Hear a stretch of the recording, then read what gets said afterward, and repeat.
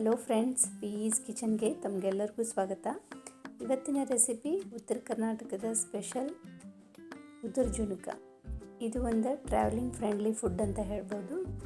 ಇದನ್ನು ನಮ್ಮ ಕಡೆ ಉತ್ತರ ಕರ್ನಾಟಕದ ಕಡೆ ಎಲ್ಲರೂ ಮಾಡ್ತಾರೆ. ಸೊ ಎಲ್ಲರೂ ಮಾಡೋ ವಿಧಾನ ಬೇರೆ ಬೇರೆ ಆಗಿರ್ತೈತಿ. ಹೆಂಗೆ ಮಾಡೋದು ಅಂಥೇಳಿ ನೋಡೋಣಂತ ಬರ್ರಿ.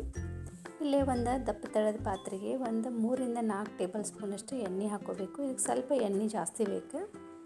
ಸಾಸಿವೆ ಒಗ್ಗರಣೆಗೆ ಸ್ವಲ್ಪ ಬೆಳ್ಳುಳ್ಳಿ, ಕರಿಬೇವು, ಕೊತ್ತಂಬರಿ ಹಾಕಿ ಇದನ್ನ ಸ್ವಲ್ಪ ಬೆಳ್ಳುಳ್ಳಿ ಚಲೋ ತಂಗಿ ಎಣ್ಣೆ ಒಳಗೆ ಫ್ರೈ ಆಗೋ ಮಟ್ಟ ಸ್ವಲ್ಪ ಇದನ್ನು ಈ ರೀತಿ ಕೈಯಾಡಿಸಿ ಇದಕ್ಕೊಂದು ಅರ್ಧ ಟೀ ಸ್ಪೂನಷ್ಟು ಅಜ್ವಾಯಿನ ಹಾಕೊಳಕತ್ತೇನೆ. ಅಜ್ವಾಯಿನ ಡೈಜೆಷನ್ಗೂ ಹೆಲ್ಪ್ ಮಾಡ್ತೈತಿ ಮತ್ತು ಕಡಲೆ ಹಿಟ್ಟಿನೊಳಗೆ ಅಜ್ವಾಯಿನದ ಫ್ಲೇವರ್ ಭಾಳ ಚಲೋ ಅನ್ನಿಸ್ತೈತಿ. ಒಂದು ಅರ್ಧ ಟೀ ಸ್ಪೂನಷ್ಟು ಅರಿಶಿಣ ಪುಡಿ, ಖಾರಕ್ಕೆ ಎಷ್ಟು ಬೇಕು ಅಷ್ಟು ಕೆಂಪು ಖಾರದ ಪುಡಿ, ರುಚಿಗೆ ತಕ್ಕಷ್ಟು ಉಪ್ಪು, ಒಂದು ಅರ್ಧ ಟೀ ಸ್ಪೂನಷ್ಟು ಸಕ್ಕರೆ ಹಾಕ್ಕೊಂಡು ಸ್ವಲ್ಪ ಚಲೋ ತಂಗಿ ಇದನ್ನ ಕೈಯಾಡಿಸ್ಬೇಕು. ನಿಮಗೆ ಒಣ ಖಾರದ ಬದಲು ನೀವು ಹಸಿ ಮೆಣಸಿನ್ಕಾಯಿ ಪೇಸ್ಟನ್ನು ಹಾಕೋಬೋದು. ಆಮೇಲೆ ಒಂದು ಅರ್ಧ ಕಪ್ಪಷ್ಟು ಹಾಲು ಹಾಕೊಳಕತ್ತೆ. ನಾ ಇಲ್ಲೇ ಈ ಪಲ್ಯಕ್ಕೆ ನಾವು ನೀರು ಯೂಸ್ ಮಾಡೋಂಗಿಲ್ಲ, ಹಾಲಿನಾಗ ಮಾಡುವಂಥದ್ದಿದೆ. ಹಾಲು ಹಾಕಿದರೆ ಒಗ್ಗರಣೆ ಒಳಗೆ ನೀವು ಕೆಡಂಗಿಲ್ಲನ ಅಂತ ಅನ್ಕೋಬೋದು, ಏನೂ ಆಗಂಗಿಲ್ಲ. ಹಾಲು ಹಾಕಿದ ಮೇಲೆ ಇದನ್ನು ಈ ರೀತಿ ಸ್ವಲ್ಪ ಚಲೋ ತಂಗಿ ಮಿಕ್ಸ್ ಮಾಡಿ ಇದು ಈ ರೀತಿ ಕುದಿಯೋಕ್ಕೆ ಸ್ಟಾರ್ಟ್ ಆಗಬೇಕು. ಆವಾಗ 1 ಕಪ್ಪಷ್ಟು ಕಡಲೆ ಹಿಟ್ಟು ಹಾಕ್ಕೊಂಡೆ. ಅರ್ಧ ಕಪ್ ಹಾಲಿಗೆ 1 ಕಪ್ಪಷ್ಟು ಕಡಲೆ ಹಿಟ್ಟು ಹಾಕ್ಕೊಂಡ್ಮೇಲೆ ಈ ರೀತಿ ಚಲೋ ತಂಗಿ ಚಮಚಲ್ಲಿ ಇದನ್ನ ಮಿಕ್ಸ್ ಮಾಡ್ಕೊತಾನೆ ಹೋಗಬೇಕು. ಏಕ್ದಮ್ ಲೋ ಫ್ಲೇಮ್ನಾಗನೇ ಇದನ್ನ ಚಲೋ ತಂಗಿ ಮಿಕ್ಸ್ ಮಾಡಬೇಕು. ಸ್ವಲ್ಪ ಗಂಟು ಆಗ್ತೈತಿ, ಆದರೆ ಇದನ್ನ ಈ ರೀತಿ ಚಮಚಲ್ಲೇ ನಾವು ಸರಿ ಮಾಡ್ಕೋಬೋದು. ಇದು ಪೂರ್ತಿ ಉದುರು ಆಗಬೇಕು. ಅಲ್ಲಿ ಮಟನೂ ನಾವು ಇದನ್ನು ಇದೇ ರೀತಿನ ಕೈ ಬಿಡಲಾರ್ದಂಗೆ ಎತ್ತಿ ಮಿಕ್ಸ್ ಮಾಡ್ಕೊತಾನೆ ಹೋಗಬೇಕು. ಈಗಿದು ಸ್ವಲ್ಪ ನೋಡೋಕೆ ಸಾಫ್ಟ್ ಐತಿ ಮತ್ತು ಗಟ್ಟಿನೂ ಐತಿ.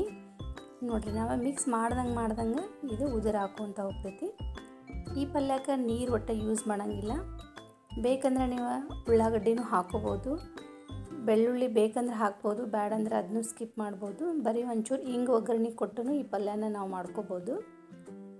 ನೋಡಿರಿ, ಲೋ ಫ್ಲೇಮ್ನಾಗ ಇದನ್ನು ಈ ರೀತಿ ಮಿಕ್ಸ್ ಮಾಡ್ಕೊತ ಹೋದಂಗೆ ಈ ರೀತಿ ಉದುರು ಆಗ್ತೈತಿ. ಅದಕ್ಕೆ ಉದುರು ಜುಣುಕ ಅಂತ ಕರೀತಾರೆ.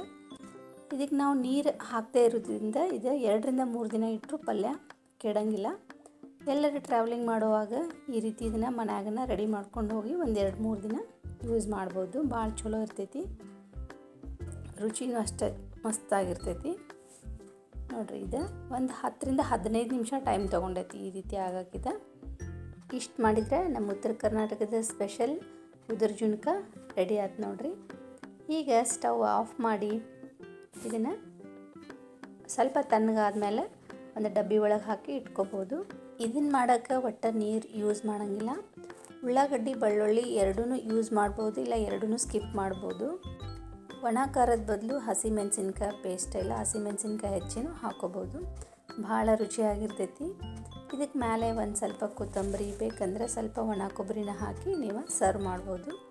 ಇದಕ್ಕೆ ಬೆಸ್ಟ್ ಕಾಂಬಿನೇಷನ್ ಅಂದರೆ ಖಡಕ್ ರೊಟ್ಟಿ ಮತ್ತು ಗಟ್ಟಿ ಮೊಸರು ಜೊತೆ ಉದುರು ಜುಣುಕ ಬೆಸ್ಟ್ ಕಾಂಬಿನೇಷನ್. ಭಾಳ ರುಚಿಯಾಗಿರ್ತೈತಿ.